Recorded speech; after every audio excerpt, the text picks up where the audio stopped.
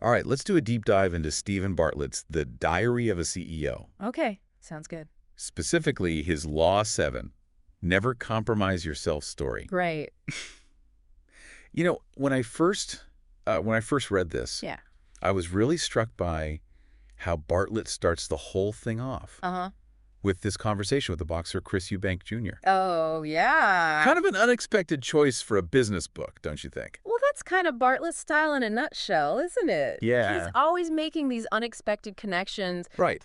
finding these universal principles Yeah. that can apply across all these different areas. Yeah. And when you think about it, Yeah. boxing and business, they actually do have some interesting parallels, Yeah. especially when it comes to the whole mental toughness thing. Definitely. Eubank Jr. talks about how 80% of fighting is mental. Right. Like the walk to the ring knowing what's coming at you. Yeah. It's like he's already fighting a battle with himself before the fight even starts. Ah. Do you think that's something you can train for?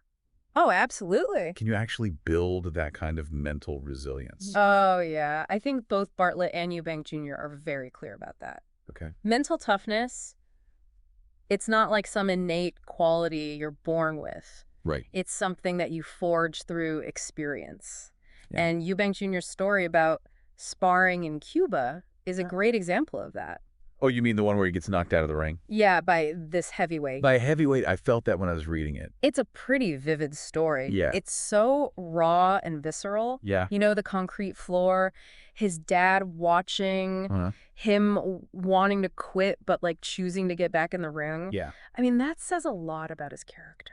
It really does. Yeah. And it seems like that experience really became part of his self-story. Right. Like proof to himself that he could handle anything. Yeah, definitely. But, Eubank Jr. also talks about pushing himself on the treadmill, Yeah. even when nobody's watching. Yeah. Why do you think that kind of like private evidence is so crucial Right. in shaping our self-perception? I think that gets to the heart of what we call first-party evidence, Okay. which is basically the most powerful kind of proof because it comes from our own direct experience. Every time you choose to do that extra rep or you run that extra mile, even when you could easily quit, Yeah. you're gathering this evidence and it shapes your self-concept. Interesting. So even like these small choices Yes, contribute to this bigger picture of who we believe we are. absolutely. I love that. That's a good way to put it. Building a case file on yourself Yeah. with each choice Right. and each action. Adding another piece of evidence Yeah, that's great. to the file. And speaking of evidence, I think Bartlett does a really good job in this book of not just using anecdotes, Right. but also bringing in scientific research to back up his claims. Yes. Like Angela Duckworth's work with the West Point cadets. Oh, yeah. Duckworth's research on grit is so fascinating.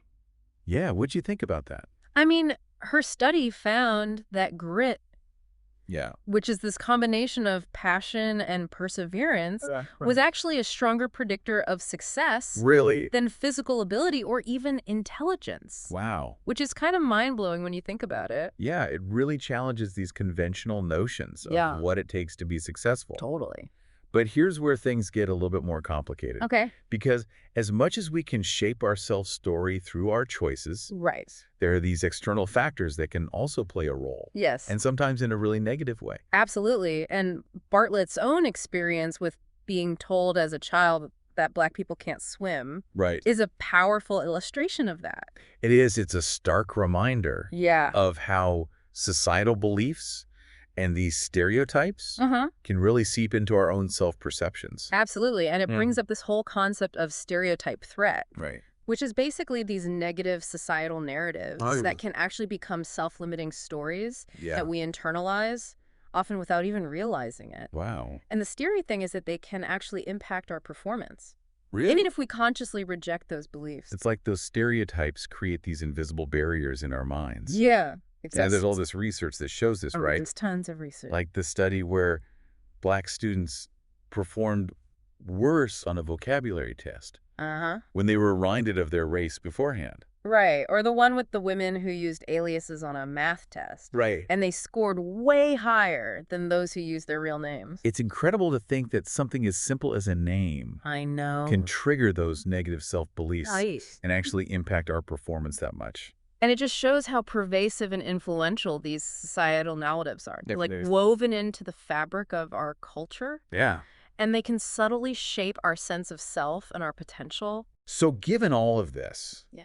how do we even go about cultivating a stronger, more resilient self-story, especially when we're facing these external forces that are constantly trying to define us? Right. Well, the good news is our self-stories are always evolving. Okay. And we actually have a lot more power than we think to influence that evolution. Okay. It all starts with recognizing that each choice we make either supports or undermines our desired self-concept. So it's about being more aware of our actions and how they impact our own self-perception. Exactly. We need to be more intentional about the experiences we seek out and the choices that we make, and constantly ask ourselves, does this action align with the story that I want to tell about myself? So it's about taking ownership of the narrative. Yes. Not just accepting the stories we've been told. Right. Or the ones that society tries to impose on us. Exactly. It's about actively choosing the evidence we gather, the experiences we embrace, and the beliefs we cultivate. Right. To craft a more empowering and resilient self-story.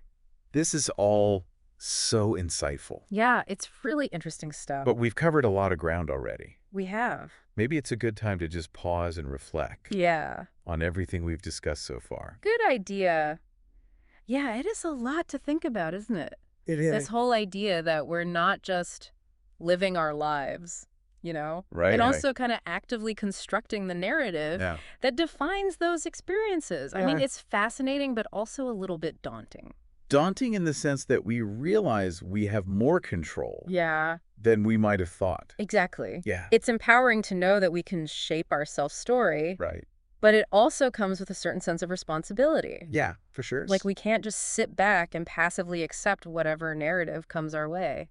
So where do we even begin with all of this? What are some practical steps we can take? Yeah. To start crafting a more empowered and resilient self-story. Well, I think Bartlett does a good job of not just leaving us hanging with these big abstract ideas. Right. He actually offers some pretty concrete and actionable advice. Okay, I like that. Remember how we were talking about the power of first-party evidence? Yep. It all starts with recognizing that every choice we make adds to that body of evidence. So it's about being mindful of even the small everyday decisions. Exactly. Every choice, no matter how seemingly insignificant, is either supporting or contradicting the story we want to tell about ourselves. So how do we put that into practice? Right. Are there specific types of choices that we should be focusing on? Well, Bartlett talks a lot about choosing the more difficult path whenever possible. Interesting. He argues that opting for the easy way out, right. It might bring temporary comfort,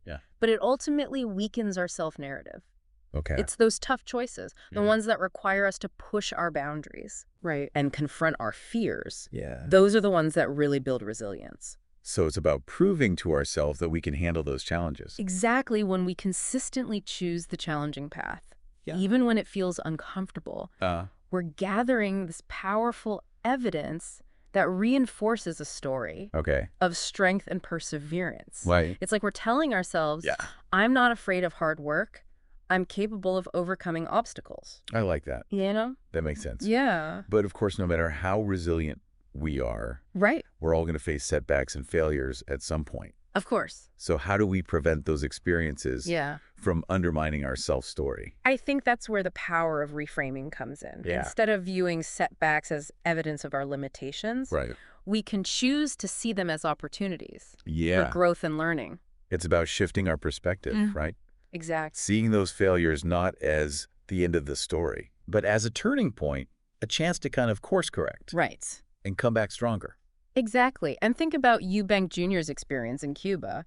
I mean, that brutal sparring session could have easily shattered his confidence. But instead of letting it define him, he used it as fuel to strengthen his resolve. Right. It became part of his story. But not in a way that held him back. Exactly. It actually propelled him forward. Totally. It's such a good example of how our mindset can completely transform the meaning of an experience. It's not about denying the difficulty or pretending everything's perfect. It's about choosing how those experiences inform our self-perception. And choosing those interpretations wisely is key. Yeah, I like that. Another strategy that Bartlett highlights Okay. is the importance of our social circles. Correct. The people that we surround ourselves with. Right. They can have a huge impact on our self-belief. Because they're constantly reflecting back to us, even if subtly, who they think we are and what we're capable of. Exactly. Their beliefs about us, whether positive or negative, can become self-fulfilling prophecies. That's a good point. That's why it's so important to cultivate relationships with people who champion our aspirations and encourage our growth.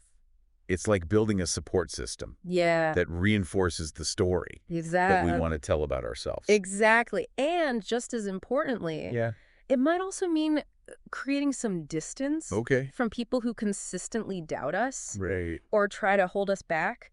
Sometimes we need to weed out the toxic influences to make space for those who empower us to become the best versions of ourselves. That makes a lot of sense. Yeah. It's not about cutting people out of our lives entirely, but being conscious of the energy that we allow into our space. Exactly. And it's important to remember that this whole process of building a stronger self-story, it's an ongoing journey. It is. It's not a one-time fix. It's more like a commitment to continually challenging ourselves, pushing our boundaries, gathering evidence that supports the narrative that we want to create. It sounds like a very active process.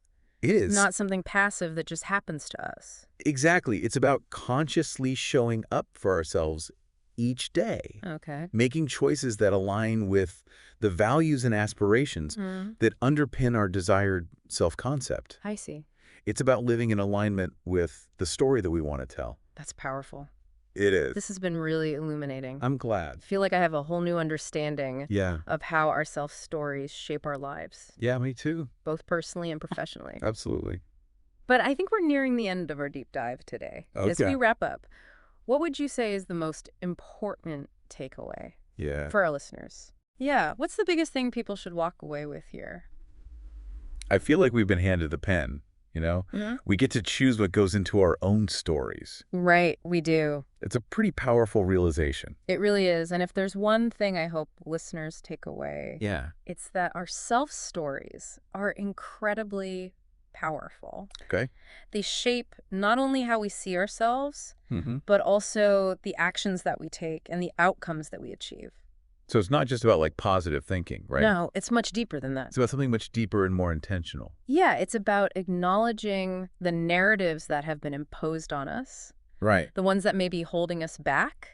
And then actively choosing to rewrite those narratives. It's about taking ownership of the stories that we tell ourselves and the evidence that we gather to support those stories. It makes me think of that quote by Muhammad Ali. Oh, yeah. I hated every minute of training, but I said, don't quit. Suffer now and live the rest of your life as a champion.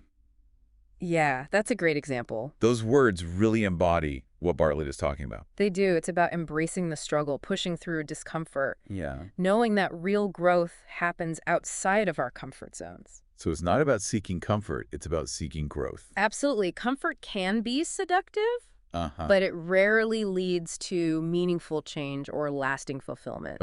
It's when we challenge ourselves, when we risk failure, and keep learning that we truly evolve.